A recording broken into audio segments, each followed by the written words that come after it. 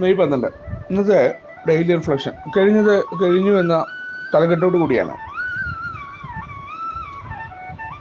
Alcoholics അനോണിമസിന്റെ പ്രോഗ്രാമിലൂടെ മുന്നോട്ട് പോകുന്ന സമയത്ത് മദ്യം ഇല്ലാതെ ഇരിക്കുമ്പോഴും നമുക്കുണ്ടാകുന്ന നിരവധി കുഴപ്പങ്ങളെ നമ്മൾ തിരിച്ചറിയും. ആ പ്രശ്നങ്ങൾ പലപ്പോഴും പല പ്രശ്നങ്ങളും നമ്മൾ തന്നെ ഉണ്ടാക്കുന്നതാണെന്നൊക്കെ അറിയുമ്പോഴും നമുക്ക് സത്യസന്ധമായ ഒരു അന്വേഷണം നടത്തുമ്പോൾ നമുക്കത് മാറാൻ പറ്റുന്നില്ല. അത് കുഴപ്പം നമ്മളുടെ സ്വഭാവ വൈകല്യങ്ങളാണ് എന്നൊക്കെ നമുക്ക് ശരിക്കും 4ാമത്തെ പടിയിലൂടെ നമുക്ക് കാണാനൊക്കെ ആയിട്ട് പറ്റും. അപ്പോൾ നമ്മുടെ സ്വഭാവ വൈകല്യങ്ങളുണ്ട്, നമ്മളായിട്ട് മാറിയിട്ടുണ്ട് എന്ന് പോലും നമുക്ക് അറിയാനായി പറ്റും. അവിടെയാണ് ആ കടുത്ത സത്യസന്ധത ഉപയോഗിക്കാനായിട്ട് പ്രോഗ്രാം നമ്മളോട് പറയുന്നത്.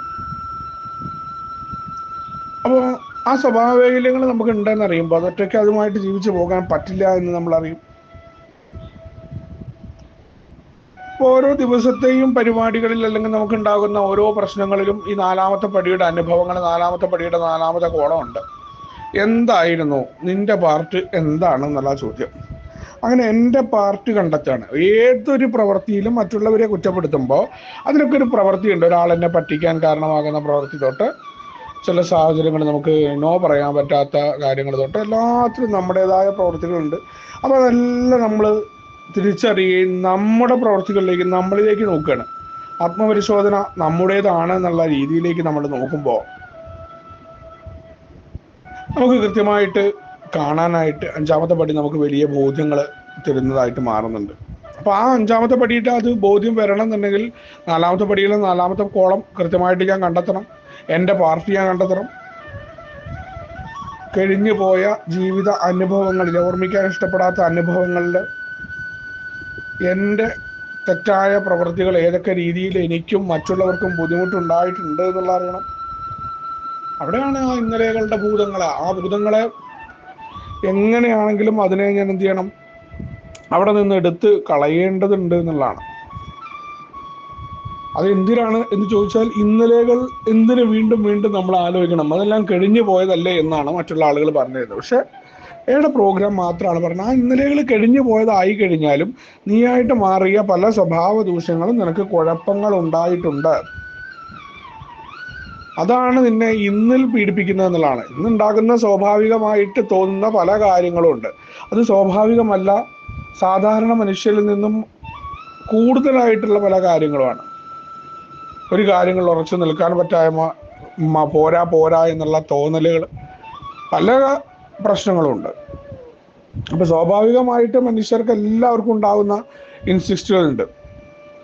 അതിൻ്റെ കൂടുതലായിട്ട് വരുന്നുണ്ട്. വീണ്ടും വീണ്ടും തെറ്റുകൾ ആവർത്തിക്കുന്നുണ്ട്. അപ്പൊ അതിൻ്റെ നേർ വിപരീതത്തിലേക്ക് പോകാനാണ് നമ്മളോട് പറയുന്നത്. അതിപ്പോൾ എങ്ങനെയാ പോകാൻ പറ്റുക? ആൽക്കഹോളിക്കിനെ സംബന്ധിച്ചിടത്തോളം അത്ര ഈസി ആയിട്ട് അവൻ ഇതെല്ലാം ബോധ്യമായി എന്ന് പറഞ്ഞു കഴിഞ്ഞാൽ അത്ര പെട്ടെന്ന് മാറ്റാനൊന്നും പറ്റില്ല. അത് വീണ്ടും തിരിച്ചറിയുകയും, ആദ്യം ആ തിരിച്ചറിവാണ് കഴിഞ്ഞു പോയ ജീവിതത്തിലെ പ്രശ്നങ്ങളിൽ എൻ്റെ പാർട്ടുണ്ട്, ഞാൻ കാരണമാണ് എന്നെ മറ്റുള്ളവർ ദ്രോഹിച്ചിരുന്നതെന്ന് കണ്ടെത്തുക എന്നുള്ളതാണ്. കൃത്യമായിട്ട് അത് കണ്ടെത്തുമ്പോൾ അതിന് സത്യസന്ധത ആവശ്യമാണ്. ഇനി അതിൽ എൻ്റെ സ്വഭാവ വൈകല്യങ്ങൾ ഇന്നതാണ്, ആ സ്വഭാവ വൈകല്യങ്ങളെ മാറ്റാൻ ഞാൻ തയ്യാറാവണം. വലിയ സന്നദ്ധത ആവശ്യമുള്ള പരിപാടിയായിട്ട് തന്നെയാണ് ഈ ഒരു ഭാഗത്തെ പറയുന്നത്. അപ്പോൾ എന്നെയും മറ്റുള്ളവരെയും ഇന്നിൽ ബുദ്ധിമുട്ടിക്കുന്ന എൻ്റെ കുഴപ്പങ്ങൾ, ആ കാര്യങ്ങളെ എടുത്തു കളയേണ്ടതുണ്ട് എന്നുള്ളതാണ്. പരിപൂർണമായിട്ടും അതിനുള്ള തയ്യാറെടുപ്പുണ്ടാവുകയും അതിലെത്രത്തോളം പുരോഗതി ഉണ്ട് എന്നുള്ള വിലയിരുത്തലുകളുമായിട്ട് തന്നെയാണ് 5ാമത്തെ പടി കടന്നു പോകുന്നത്. അത് ചെയ്തു തീർത്ത് കഴിഞ്ഞു പോകുന്ന ഒന്നല്ല 5ാമത്തെ പടി.